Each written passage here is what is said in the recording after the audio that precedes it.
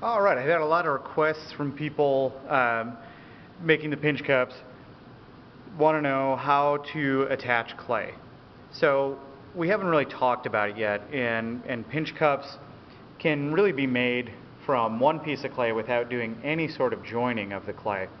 But I just want to throw a sneak preview out there for the handful of students that have asked, how do you attach clay? How do you get clay to stick? So I got my pinch cup, and let's say that we wanted to add Homer Simpson's arm onto, I don't know, it looks like Homer's arm.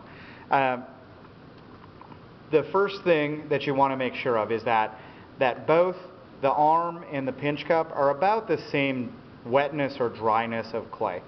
You don't want to join really wet onto really dry, or vice versa. It doesn't stick. It won't be as nice. So how can you do that?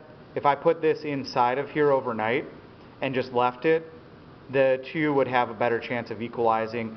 This one would dry out a little bit. This one would probably stay the same, hopefully. And then the next day you come in, they'll be the same wetness. The other thing you can do is just make them at the same time, and then when you're ready to attach them, hopefully this hasn't been left on the table or something where it's getting really dry. So the first thing that I like to do is to make sure that it's lined up and it's going to go in the right spot. That is a giant arm for this little pinch cup, but that's okay. We're just going to show a quick demo here. And I like to define on here the area where I'm actually going to put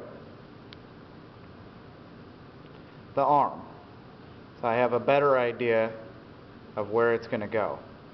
So that's the attachment point. This one's self-explanatory.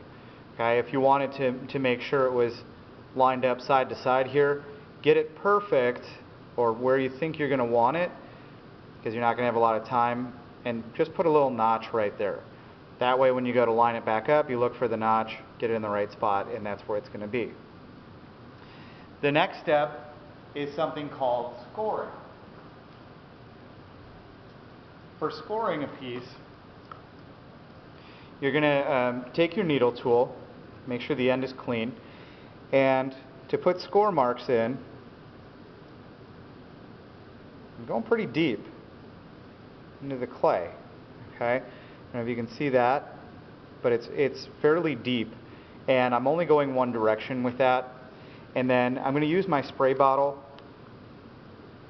to kind of lay some water on here. Okay, I don't want to soak the whole piece.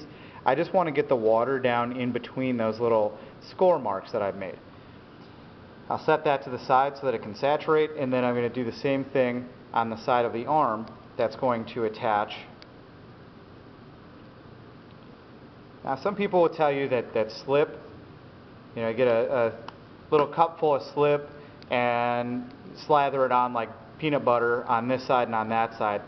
This method that I'm showing you is how to create a localized slip.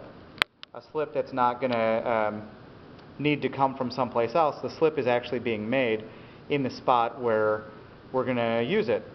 So now that this has had a chance to wet a little bit, you can see I'm going to go the other direction across, and you can see how muddy and slippy that is. It's like 50% water just in that area, and it's made from the clay.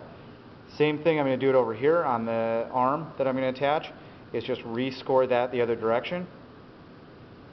Okay, it's nice and muddy now, and I'll line up my mark, and as I push these, as I attach it, I'm pushing it together, but I'm also giving it a little bit of a twist.